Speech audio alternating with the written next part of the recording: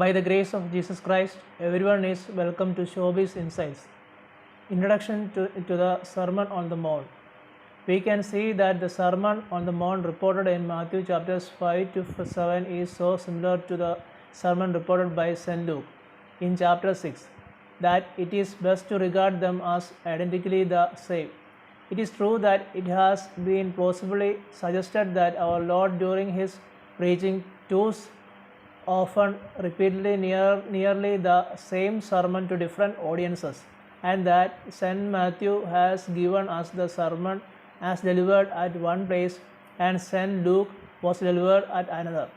But the resemblances are so extremely close and the divergences for the most part so naturally accounted for that to regard them as identical is more natural.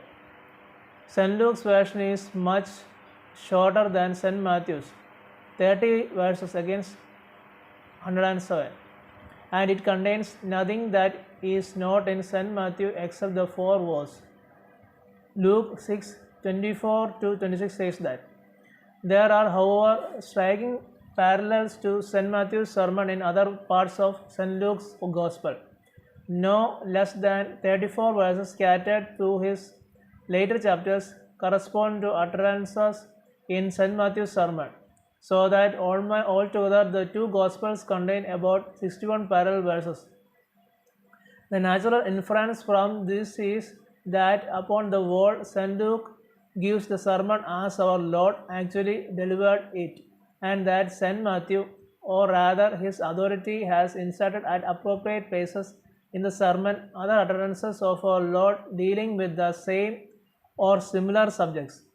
In a literal sense, therefore, St. Luke's report is, speaking generally, the more trustworthy, but St. Matthew's is the more valuable as containing numerous authoritative explanations of its meaning.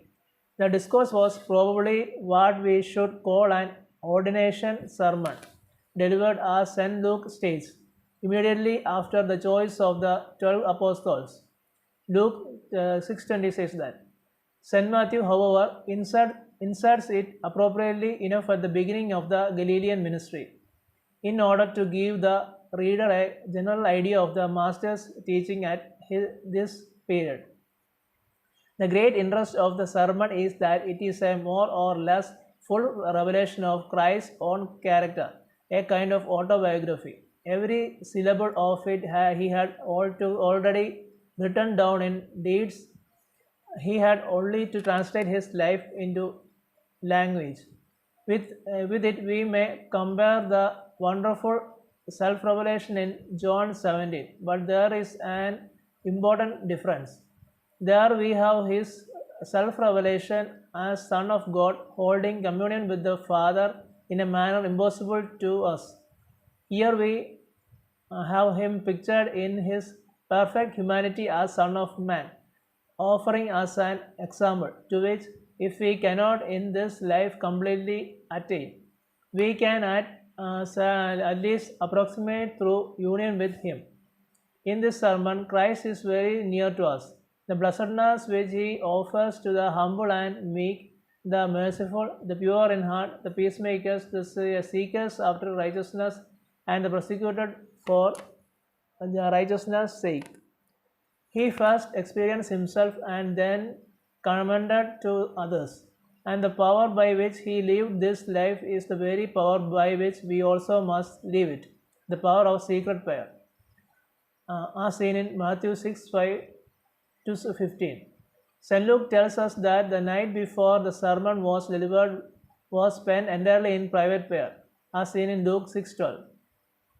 The sermon is very important for a right understanding of Christ's conception of the kingdom. It is the kingdom of the heavens. It exists most perfectly in heaven itself, where angels and glorified saints live the ideal life of love and service, finding their whole pleasure in doing God's will and imitating his adorable perfections. This blessed life of sinless perfection Christ brings down to earth in his own person and makes available for man. Every baptized Christian is taught to pray, "Thy kingdom come," and that is interpreted to mean Let thy will be done by men on earth as it is done by angels and saints in heaven. The kingdom then is just the heavenly life brought down to earth, and its aim and standard is nothing short of the perfection of God Himself. Be ye therefore perfect, especially be ye perfect in love, as even as your Father which is in heaven is perfect, as seen in 5:48 of Matthew. Of this kingdom, God the Father is king. The phrase kingdom of heaven used by the other evangelists and the ancient doxology to the Lord's Prayer. But Jesus himself exercises the immediate sovereignty, being the Father's full representative and endowed with all his powers. He is expressly called king only in Matthew 25:34 to 40, but his regal authority is sufficiently implied in the Sermon on the Mount, where he appears in the character of a divine legislator, as seen in 5:21 of Matthew, as the judge of quick and dead in 7:21 to 23, and as the sole revealer of absolute truth in 7:24 to 26. The inward and spiritual view of the kingdom, which is prominent in the Sermon on the Mount, is not consistent with its identification elsewhere with the visible Church of Christ, seen in 16, 18, and 19, which includes both worthy and unworthy members, 13:47. Our Lord identifies His church with the kingdom of heaven, 16, 18 to 18 and 19, because it is the divinely appointed means of establishing it. To it is entrusted the awful responsibility of implanting and nourishing the spiritual life of God's children. As to unworthy members of the church, although they are in the kingdom, they are not of it. The profound impression which the sermon made at the time has been surpassed by the impression which it made on subsequent generations. The Mount of Beatitudes has become to all the chief nations of the world what Sinai was to Israel, the place where an authoritative moral code, and which is more than a code, an authoritative moral ideal, was promulgated.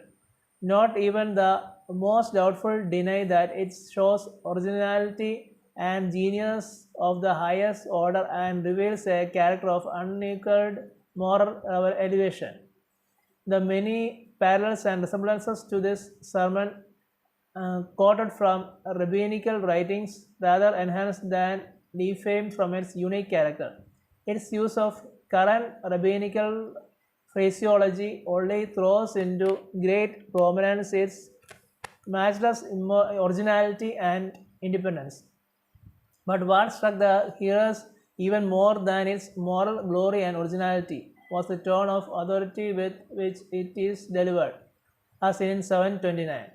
Jesus spoke not a scribe dependent on tradition, nor even as a prophet prefacing his words with a trust, saith the Lord, but as one possessed of an inherent and personal claim upon the allegiance and obedience of his hearers. In his own name and by his own authority, he revised the Decalogue, 10 Commandments spoken by God Himself on Sinai, and declared Himself the Lord and Judge of the human race, before whom in the last day, great day, every child of man will stand asking humbly to receive his eternal reward. It is sometimes said that the Sermon on the Mount contains little theology and no Christology. In reality, it expresses or implies every claim to supernatural dignity which Jesus ever made for himself, or his followers have ever made for him. May Lord bless us all in the name of who was, who is, and who is to come.